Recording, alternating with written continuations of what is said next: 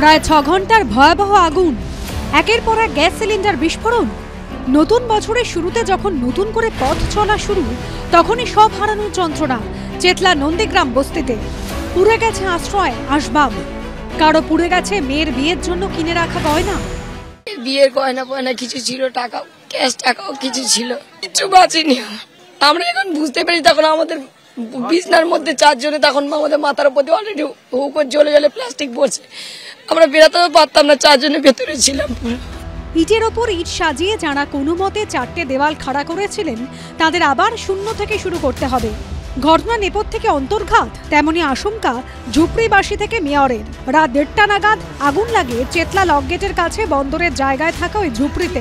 একের পর এক গ্যাস সিলিন্ডার বিস্ফোরণ হওয়ায় মুহূর্তে ভয়াবহ হয়ে ওঠে আগুন। পুড়ে ছাই হয়ে যায় 82 নম্বর ওয়ার্ডের শতাধিক ঝুপড়ি। বছর শুরু শীতের রাতে আশ্রয়হীন হয়ে পড়েন অসংখ্য মানুষ।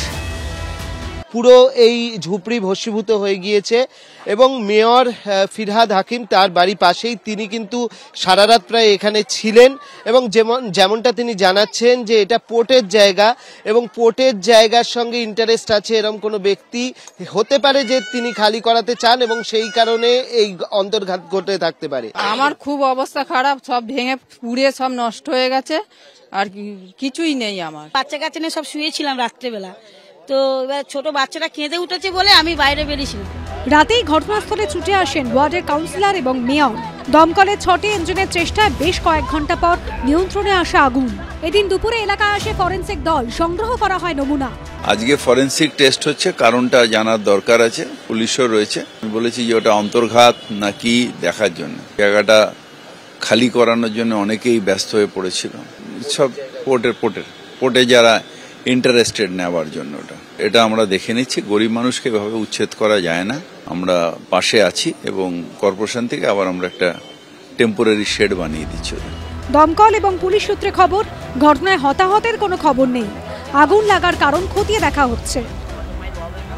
সবাইকে নিয়ে গিয়ে এখন রিলোকেট করা হয়েছে। আমাদের যে সোশ্যাল ক্লাব, নিশ্চিতভাবে আমাদের চেতলা পাড়ায় আমরা তৃণমূল কংগ্রেসের সবাই একে অপরের পাশে সবসময় থাকি, তো ছেলেরা সারা রাত জেগে রয়েছে। খাবার ব্যবস্থা হয়েছে, জামা কাপড়ের ব্যবস্থা হয়েছে, ওষুধের ব্যবস্থা হয়েছে।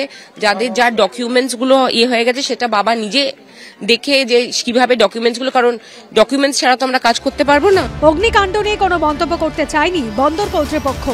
অর্ণব মুখোপাধ্যায় এবং প্রবীর চক্রবর্তীর রিপোর্ট, এবিপি আনন্দ, কলকাতা। সত্য অন্তহীন, সত্যের খোঁজও তাই, সত্য সন্ধানে তাই আমরা অক্লান্ত, অকুতভয়। এবিপি আনন্দ নতুন ভাবনার প্রতীক, যা মনে মুক্ত, তথ্যে যুক্ত এবং যাবতীয় সীমানার বাঁধন থেকে মুক্ত। সীমা না শব্দটির মধ্যে লুকিয়ে আছে মানা শব্দটি, যেন চোখ রাঙানি এক অদৃশ্য বেড়াজাল, যা আটকে রাখে আমাদের এক ছোট্ট গণ্ডির মধ্যে।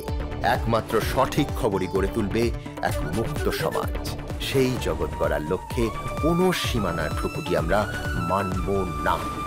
এবিপি আনন্দ এগিয়ে থাকে, এগিয়ে রাখে।